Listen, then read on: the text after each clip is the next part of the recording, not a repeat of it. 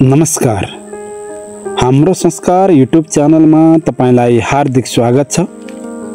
यस च्यानलमा तपाई हाम्रो समाजमा रहेका विभिन्न संस्कार, संस्कृति, मूल्य मान्यता, भजन कीर्तन, ज्योतिष तथा विविध धार्मिक परम्परा सम्बन्धी जानकारी प्राप्त गर्नुका साथै यससँग सम्बन्धित जिज्ञासाहरूको समाधान पाउनुहुनेछ। कृपया हाम्रो च्यानल सब्स्क्राइब गरी हामीसँग जोडिनुहोला। हामीले केही समय अगाडिदेखि हाम्रा 16 संस्कारका बारेमा जानकारी गराउँदै आइरहेका छौँ।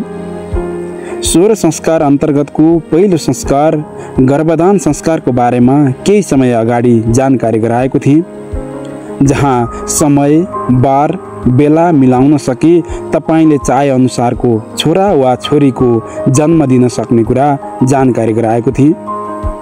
तपाई पनि नयाँ दम्पति हुनुहुन्छ वा फेरि आमा बुवा बन्ने तयारीमा हुनुहुन्छ भने एकपटक भिडियो हेरेर असल र गुणवान सन्तानको मातापिता बन्नुहुन अनुरोध गर्दछु। यसैगरी दोस्रो संस्कार पुंसवन संस्कारको बारेमा पनि जानकारी गराइसकेको छु। भिडियो यसै च्यानलमा रहेको हुनाले एकपटक हेर्नुहुन अनुरोध छ। यसैगरी तेस्रो संस्कार सीमन्तोन्नयन संस्कारको बारेमा पनि जानकारी गराइसकेको छु।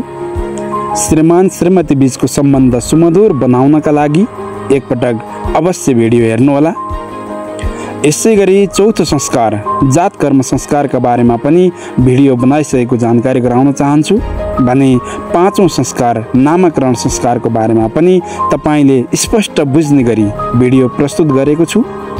तपाई बच्चाको नाम के राख्ने होला भनेर अलमलमा पर्नु भएको छ भने एकपटक भिडियो हेरेर सोही विधि अनुसार उचित खालको नाम जुराउनु हुन अनुरोध गर्दै लाग्न चाहन्छु आजको विषयवस्तु 16 संस्कार अन्तर्गतको 6औं संस्कार निष्क्रमण संस्कारको जानकारीतर्फ। निष्क्रमण संस्कार हाम्रा 16 संस्कार अन्तर्गतको 6औं संस्कार हो निष्क्रमण संस्कार। निष्क्रमणको अर्थ हुन्छ बाहिर निकाल्नु। शिशुलाई पहिलो पटक घर बाहिर निकाल्ने संस्कार नै निष्क्रमण संस्कार हो। शिशुको स्वास्थ्य स्थिति राम्रो बनाउनु तथा आयुको वृद्धि गर्नु निष्क्रमण संस्कारको उद्देश्य हो। मानव शरीर पञ्चभूत पृथ्वी, जल, तेज, वायु र आकाशद्वारा निर्मित हुन्छ। त्यसैले शिशुको कल्याण होस्, सूर्यले अज्ञान रूपी अन्धकार नष्ट गरी ज्ञान रूपी प्रकाश प्रदान गरून्, चन्द्रमाले कोमलता, शीतलता, शान्ति, स्नेह र प्रेम आदि गुणले युक्त गरून्, स्वच्छ वायुले चिरकालसम्म सञ्चरण गरून्, दिव्य जल वाली गङ्गा, यमुना, गण्डकी जस्ता नदीहरूले निर्मल स्वादिष्ट जल वहन गरून् भनेर निष्क्रमण संस्कार गरिन्छ। कहिले गर्ने त निष्क्रमण संस्कार? लागौं यसको जानकारीतर्फ। शिशु जन्मेको चौथो महिनामा अथवा 3 वटा पूर्णिमा पार गरेपछि निष्क्रमण संस्कार गर्नुपर्ने विधि विधान रहेको छ। तर कसैले न्वारानकै दिन र कसैले अन्नप्राशनका दिन गर्ने गरेको पनि पाइन्छ। यस संस्कारमा नवजात शिशुलाई चन्द्रमा, सूर्य, पृथ्वी लगायत समस्त प्रकृतिको दर्शन गराइन्छ। शिशुलाई भगवान सूर्यको तेज, चन्द्रमाको शीतलता र पृथ्वीको सहनशीलताको परिकल्पना गर्दै देवी देवताहरूको दर्शन गराउनका साथै दीर्घ जीवनका लागि आशीर्वाद प्रदान गरिन्छ। वैज्ञानिक हिसाबले समेत नवजात शिशुको शरीर 4 महिनासम्म बाहिरी वातावरण अनुकूल हुँदैन। यसर्थ 3 महिनासम्म सावधानीपूर्वक घरभित्र राखेर बिस्तारै बाहिरी वातावरणको सम्पर्कमा ल्याउनु उचित हुने भएकोले निष्क्रमण संस्कार चौथो महिनामा गर्ने परम्परा रहेको पाइन्छ। कसरी गर्ने त निष्क्रमण संस्कार? कस्तो छ त यसको विधि विधान? लागौं यो जानकारीतर्फ। घरको बाहिरी आँगनमा 1 हात जति ठाउँ सफा गरेर गाईको गोबरले लिपेर त्यसमा रेखीद्वारा स्वस्तिक चिन्ह र अष्टदल कमल बनाउने। कमलका बीचमा एउटा सानो गोबरको कुण्ड बनाएर पानी भर्ने र त्यसमा सूर्यनारायणको आह्वान गरी पूजन गर्ने। पूजन सकेर धूप बत्ती नैवेद्य चढाएर ध्यान गरी अर्घ दिने।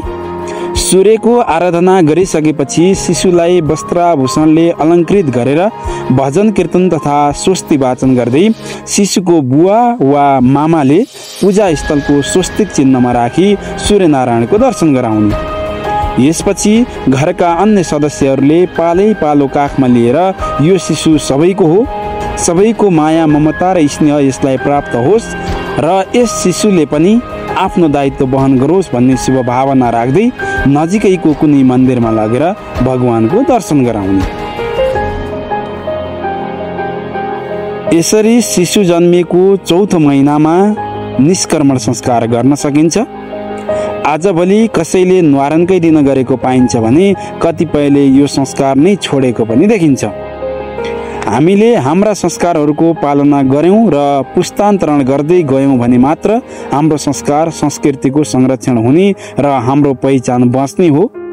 तसर्थ यस्ता संस्कारलाई आवश्यकता अनुसार परिमार्जन गरेरै भए पनि निरन्तरता दिनु आवश्यक देखिन्छ। यो भिडियो हेरिसकेपछि अब तपाईले पनि यस संस्कारको उचित पालना गर्ने र गराउने गर्नुहुन्छ भन्ने अपेक्षा राख्दै आजको बसाइबाट म पनि ओझेल पर्न चाहन्छु। भोलि फेरि अर्को संस्कार अन्नप्राशन संस्कारका बारेमा जानकारी लिएर आउने नै छु। तबसम्मका लागि बिदा माग्दछु। स्वस्थ रहनुहोला, व्यस्त रहनुहोला। तपाईको बाँकी समय शुभ रहोस्। फेरि भेटौँला।